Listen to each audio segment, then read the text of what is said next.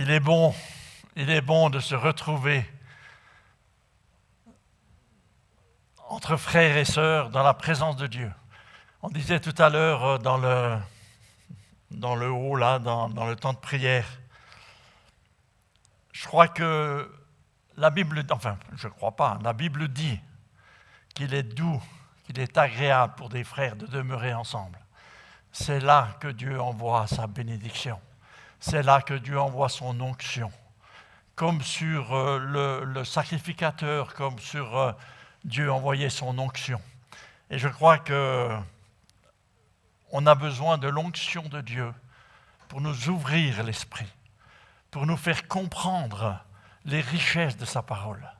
Alors, j'aimerais bénir encore les deux témoignages, ou les deux personnes qui ont donné le témoignage ce matin, ou tout à l'heure. Patricia et Véro. Parce que ça va... Alors, d'après ce que disait David, vous savez, on prépare les messages, on croit qu'on tombe dans ce qui est juste, on croit que c'est ce que Dieu nous a donné, et puis on vient avec assurance quand même, malgré tout, quand il y a une parole qui est donnée avant une prière ou un témoignage, et puis qui va dans le même sens. Quand il y a un témoignage qui va dans le même sens, on se dit « Seigneur, alors je ne suis pas tombé complètement à côté ». Et puis quand il y a un deuxième témoignage qui vient dire à peu près la même chose, qui va dans le même sens, on dit « Seigneur, alors on est dedans ». Alors je crois que ce soir, on est dedans. Ce que j'aimerais vous partager, c'est avoir une communion avec Dieu. La communion avec Dieu est quelque chose qui est tellement importante. Quand Jésus était chez Marthe et Marie, Marthe dit à Jésus, « Jésus, ça ne te fait rien que ma sœur ne fait rien, elle t'écoute et puis moi je dois faire tout le boulot ?» Et Jésus va lui dire, Marthe, oh là, décidément, Marthe, une seule chose est nécessaire. Une seule chose est nécessaire. Et Marie a choisi la bonne part. La chose la plus nécessaire pour un chrétien, c'est de se mettre à l'écoute de Jésus, ou à l'écoute du Père, ou à l'écoute du Saint-Esprit. La chose la plus importante, la plus indispensable, c'est celle de pouvoir se mettre à l'écoute de Dieu et d'entendre sa voix. Entendre la voix de Dieu, c'est peut-être ce qu'il y a de plus important. Jésus disait, c'est la seule chose qui est nécessaire, c'est qu'on entende sa voix. C'est qu'on entende sa voix, qu'on puisse comprendre qu'est-ce que Dieu, peut-être qu'on ne l'entend pas d'une manière audible, puisque Dieu ne parle pas nécessairement comme ça, mais dans le cœur, comme disait Patricia, on doit pouvoir reconnaître la voix du Maître, on doit reconnaître la voix de son berger. Alors on se dit, Seigneur, on croit que c'est toi quand même, mais je crois que plus on va de l'avant, le Seigneur veut nous donner de l'assurance quand c'est lui qui nous parle, quand c'est lui qui nous donne le message, quand c'est lui qui veut nous faire comprendre, quand c'est lui qui nous ouvre les yeux. Et la seule façon que Dieu puisse le faire dans nos cœurs, c'est que nous ayons une communion avec lui. La communion avec le Père est tellement importante parce que c'est quand il y a communion avec le Père que la Bible dit « si tu demeures en moi », autrement dit, si tu es en communion avec moi, moi je serai en communion avec toi, je serai uni avec toi et j'agirai en toi. Ça, c'est la traduction français courant. Si tu es en communion avec moi, moi je serai en communion avec toi et j'agirai en toi. La promesse de Dieu dit si tu restes, si tu fais l'effort, si tu veilles à ce que ma relation avec toi ne soit pas coupée, interrompue, alors j'agirai en toi. La promesse de Dieu fait que Dieu agit si on reste en communion avec lui. Jean 15 nous donne, alors moi j'ai pris pas mal de références sur le français courant, mais j'ai une Bible seconde. Mais si vous voulez le détail, c'est dans Jean 15, et c'est là que l'on trouve ce qu'on partage encore ce soir. Une chose prioritaire. Il y a beaucoup de choses secondaires dans nos vies, mais il y en a une qui est prioritaire, et c'est celle-là.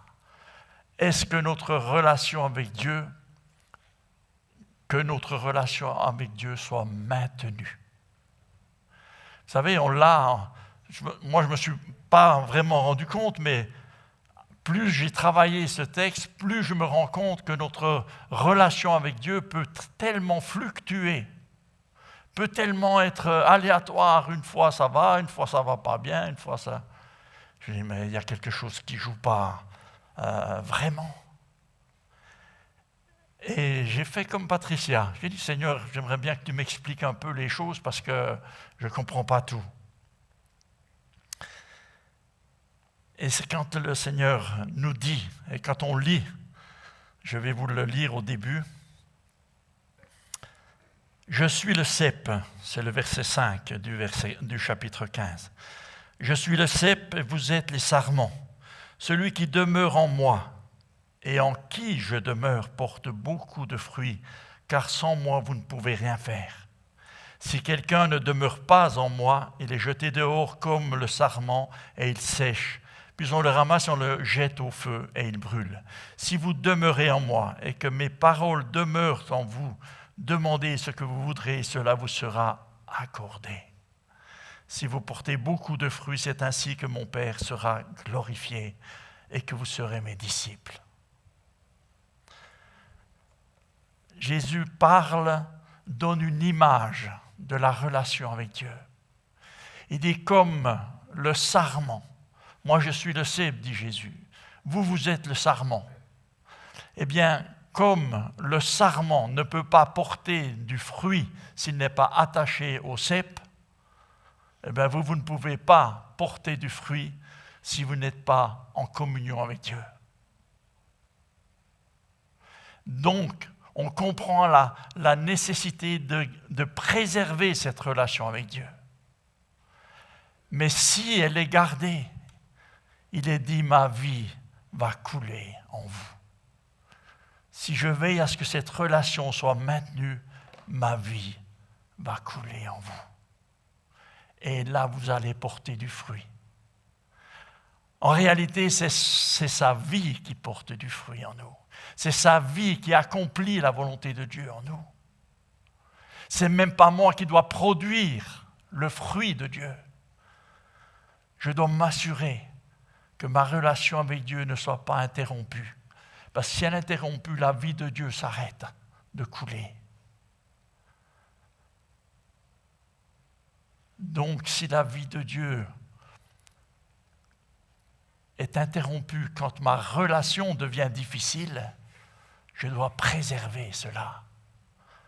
Et on comprend combien l'ennemi va s'assurer que cette relation se brise le plus souvent possible. Combien l'ennemi va essayer de faire que cette relation soit brisée et que la vie de Dieu ne coule pas en nous. Et c'est pour cela que Jésus dit, si vous veillez, si tu demeures en moi, moi je demeurerai en toi. Et toutes les promesses deviennent possibles. Tout ce que tu demanderas, tu l'auras. Mais veille à cela. Et on se dit, Seigneur, si l'ennemi s'assure Et c'est là que je vois que la relation, c'est là que j'ai vu que la relation peut être facilement coupée.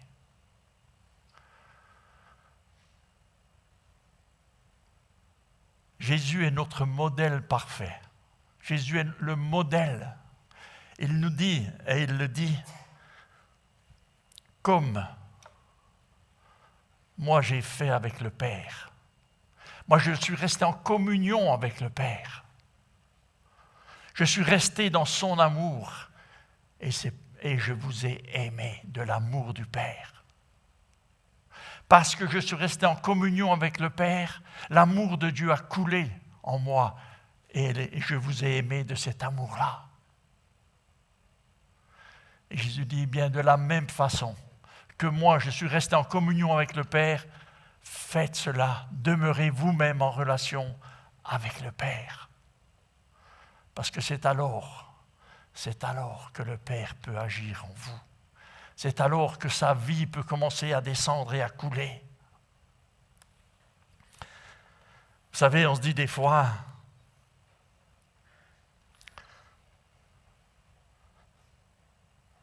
oui, mais comment Dieu peut me parler? Il peut parler à celui-ci ou à celui-là, mais à moi. Moi, il ne me parle pas. Ou pour moi, je ne suis pas assez ceci ou je ne suis pas assez cela. On a peut-être une vision de nous-mêmes qui est tellement faussée qu'on n'a même pas l'idée de tendre l'oreille pour savoir si Dieu veut nous dire quelque chose. Ce qui m'a interpellé, c'est que Jésus leur dit, c'est moi qui vous ai choisi. Il disait à ses disciples, c'est moi qui vous ai choisi. Ce n'est pas vous qui m'avez choisi, c'est moi qui vous ai choisi. Que vous alliez et que vous portez du fruit. On se dit, mais est-ce qu'on aurait choisi, nous, les mêmes personnes? Est-ce qu'on aurait choisi un voleur pour lui donner son porte-monnaie? Judas était quand même celui qui piquait dans la caisse, ça, la Bible dit, hein, il piquait dans la caisse. Jésus dit, ben tiens, la caisse c'est pour toi. Et c'est peut-être pas le choix qu'on aurait fait, mais c'est le choix que Jésus a fait. Il manquait de sagesse. À notre vue humaine, on pourrait presque dire ça. Et puis, il a choisi quelqu'un qui persécutait les chrétiens et qui les mettait à mort pour en faire un disciple. Un persécuteur de l'Église, il l'appelle, puis il dit, viens, j'ai besoin de toi. Qui c'est qui pouvait dire qu'il ne le trahirait pas à un moment donné? Je veux dire, ou alors quelqu'un qui le renie à la première occasion, Pierre. Ou alors les disciples, on pourrait dire une certaine lâcheté, puisqu'ils sont tous partis quand les soldats sont arrivés, ils se sont tous barrés. Jésus s'est retrouvé tout seul. Puis il dit, mais comment ça se fait que Jésus a choisi ceux-là? Il aurait pu en choisir des autres. Et c'est là que nous, on doit voir les choses. Comment Dieu choisit les personnes. Comment Dieu a choisi ses disciples. Il ne les a pas choisis à cause de leur rang social. Il ne les a pas choisis à cause de leur diplôme. Il ne les a pas choisis à cause de leur capacité. Il les a choisis à cause, il a vu dans leur cœur leur capacité de s'attacher à Dieu et de rester fidèle à Dieu. Et celui-là, il fait peut-être n'importe quoi maintenant, mais je sais que s'il est mis dans les bonnes conditions, alors il va s'attacher à moi. Et c'est pour ça qu'il les a choisis. C'est pour ça qu'il les a choisis. Parce que tous les disciples, tous les apôtres que Dieu a choisis, qui nous sont montrés comme des gens qui étaient limites à ce moment-là, la Bible dit parce qu'ils sont restés en communion avec moi. La vie de Dieu a coulé en eux. Et cette vie a fait que ces gens ont été capables de tous mourir martyrs pour Jésus. Tous mourir martyrs pour Jésus, à part Jean. Mais il a quand même passé dans le bain d'huile bouillante. Et ils n'ont pas renié Jésus. Avant, ils étaient capables de prendre la fuite à la première occasion, et maintenant qu'ils étaient en relation avec Dieu et que la vie de Dieu coulait en eux, ils étaient capables de dire, maintenant on est capable d'aller jusqu'au bout, parce que la grâce de Dieu était venue sur eux. Vous savez, je crois que si nous aujourd'hui, nous sommes là, c'est parce que Jésus nous a choisis. C'est parce que Jésus nous a appelés un après l'autre et que nous avons répondu, oui Seigneur, on veut être avec toi. Et c'est pour ça qu'on est là.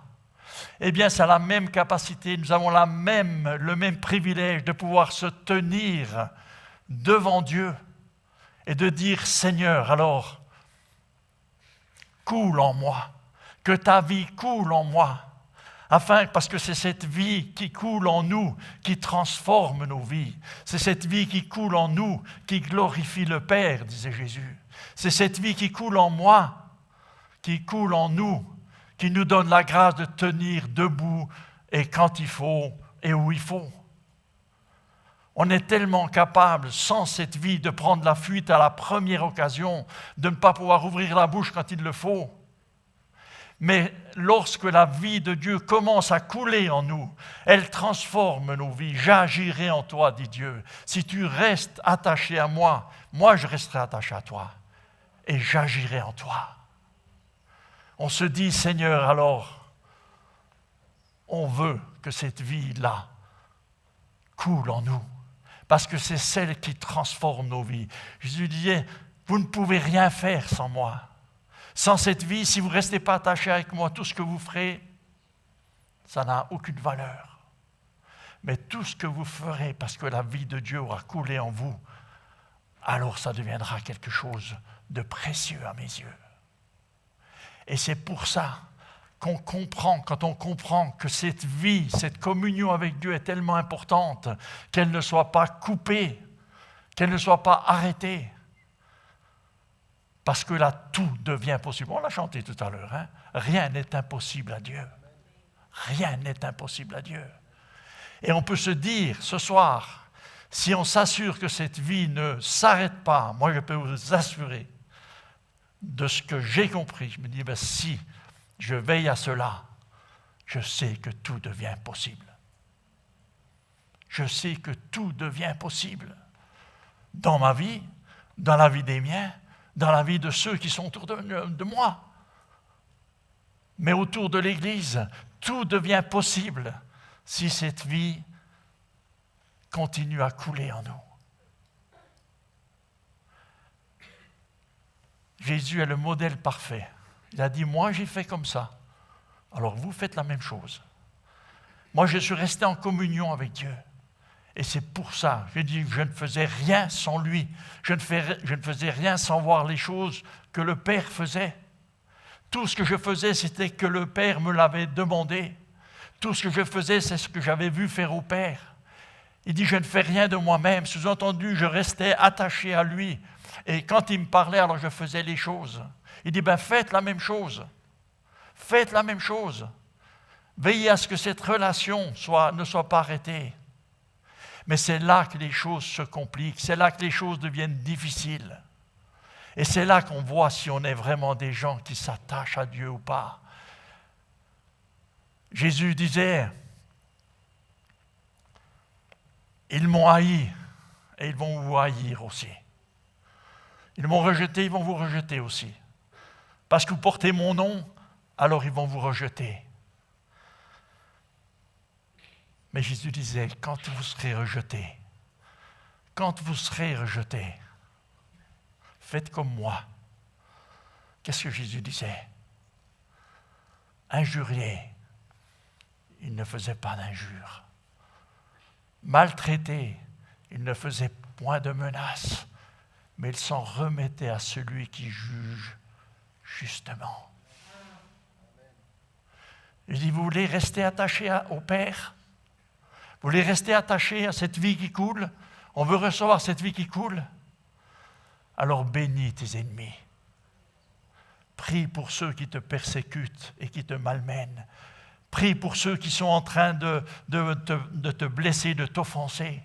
Bénis-les. Ne les maudis pas, mais bénis-les.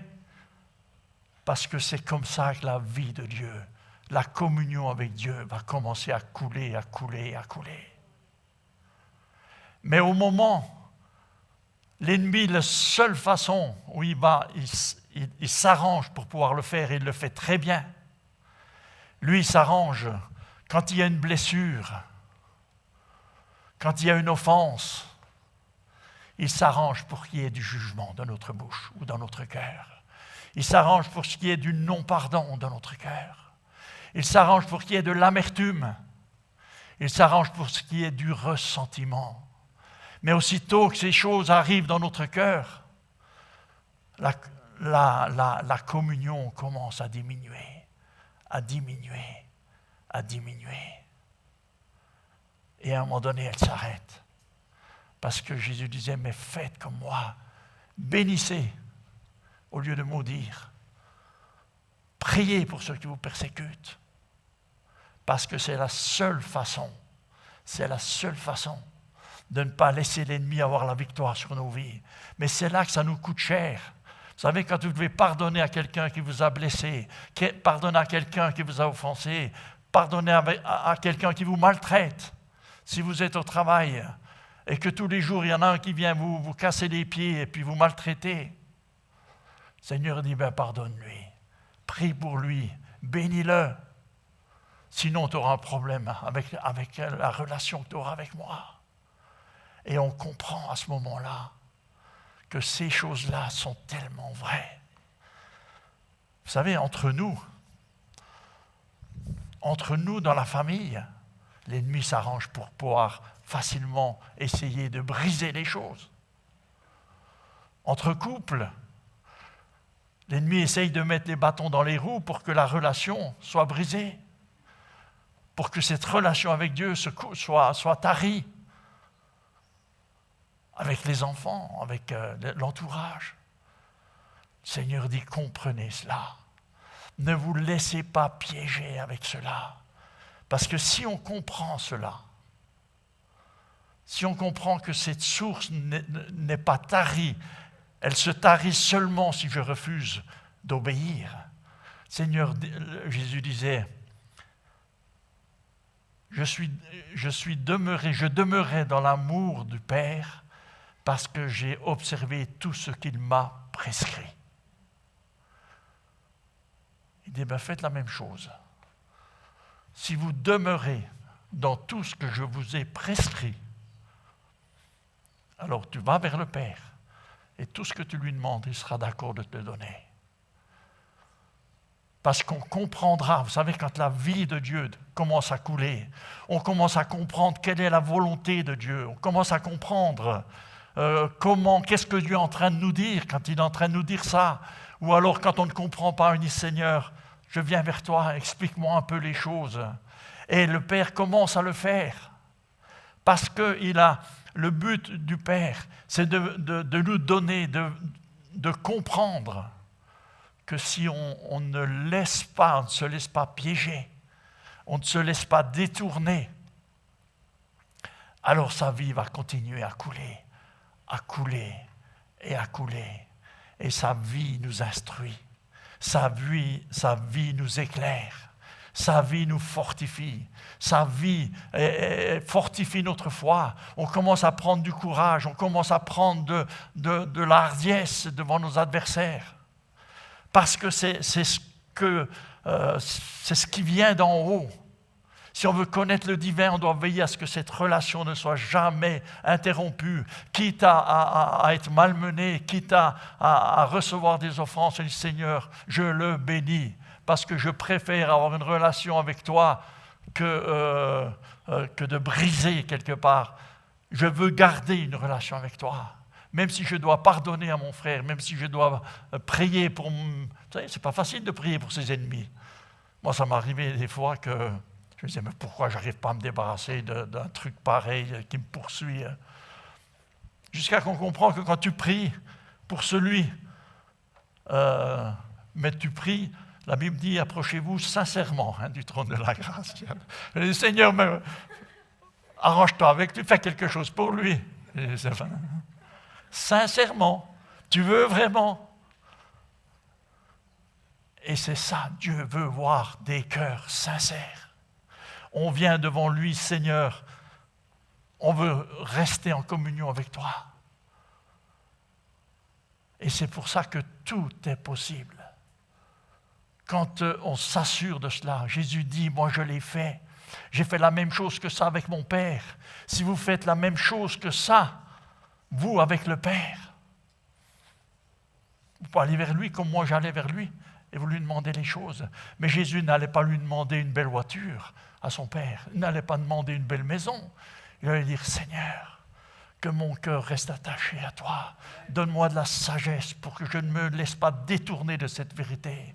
Donne-moi de l'assurance pour que devant mes ennemis, je ne tourne pas le dos. C'est ce genre de choses qui sort d'un cœur qui est attaché à Dieu. Parce qu'il comprend. Et à ce moment-là, tout devient possible. On se dit, Seigneur, alors que ta vie coule et continue à couler. Et je crois, moi, vraiment que le canal peut s'agrandir, mais il peut aussi se rétrécir. Et le Seigneur dit, ne laisse pas ton ennemi remporter la victoire.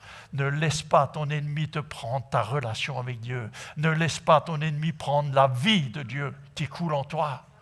Pardonne-lui, prie pour lui, mais ne te laisse pas arrêter, ne te laisse pas détourner.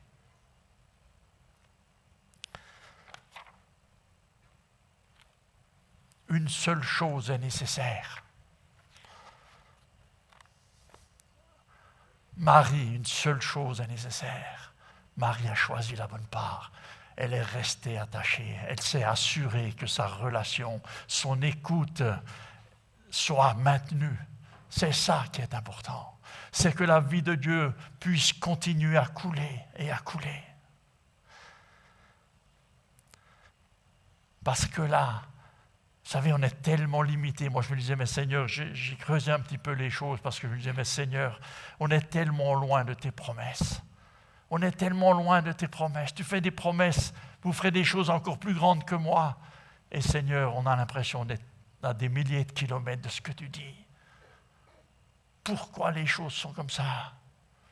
Et c'est comme si le Seigneur disait, mais voilà, si tu comprends cela, et que ma vie coule en toi,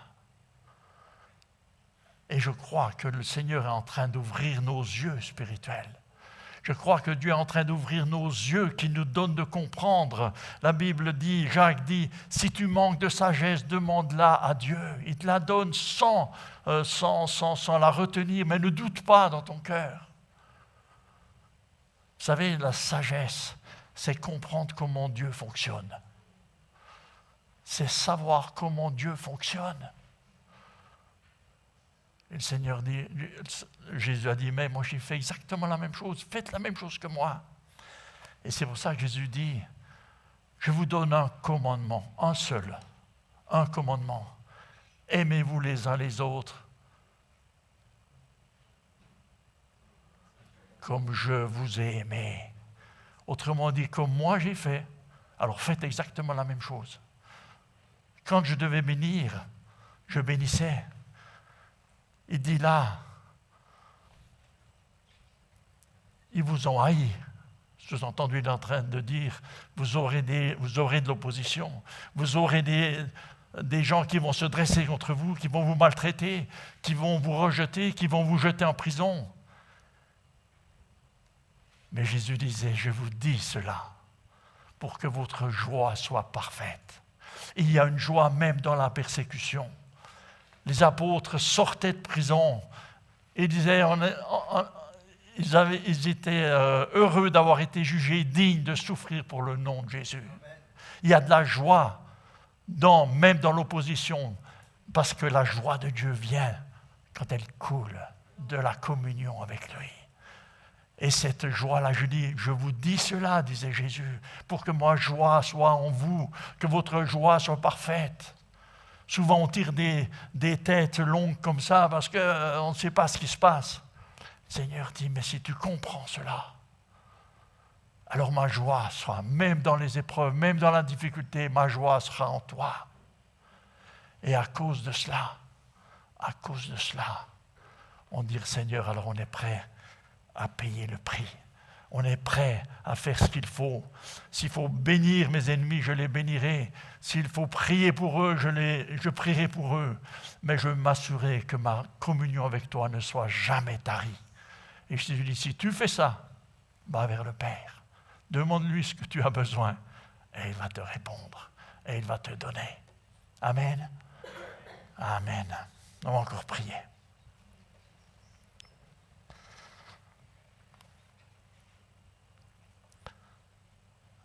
Seigneur, nous recevons ta parole. Seigneur, nous comprenons que ta parole est une vérité, est un chemin, est quelque chose qui nous donne de l'assurance, est quelque chose qui nous montre combien tu es un Dieu qui est bon. Tu nous as montré le modèle, le chemin à suivre. Jésus disait, je suis le chemin, la vérité et la vie. Jésus disait, je vous ai donné tout ce que le Père m'a donné. Tout ce que le Père m'a montré, je vous l'ai fait connaître. Jésus disait à ce moment-là, je ne vous appelle plus serviteur, je vous appelle ami, parce que je vous ai fait connaître tout ce que le Père m'a donné de connaître. Il y a une connaissance qui vient de Dieu dans ces moments-là. Il y a une connaissance qui vient de Dieu lorsque l'on demeure dans l'amour du Père, dans l'amour avec Jésus et dans l'amour de son frère. Lorsque ton frère est dans l'Église, lorsque on peut être blessé d'une façon ou d'une autre, on peut être offensé d'une façon ou d'une autre, le Seigneur dit bénis ton frère, bénis ta sœur, accorde-lui ta grâce, ne retiens rien, qu'il n'y ait aucun ressentiment, qu'il n'y ait rien en retour, qu'il n'y ait rien. Parce que c'est là que Dieu enverra sa bénédiction. C'est là que l'onction de Dieu va descendre avec abondance. C'est là que Dieu va pouvoir accomplir parfaitement son œuvre, parce qu'il agira dans le cœur de chacun de nous. Dans le nom de Jésus, nous te remercions pour cela, Père. Amen. Amen. Que le Seigneur nous bénisse.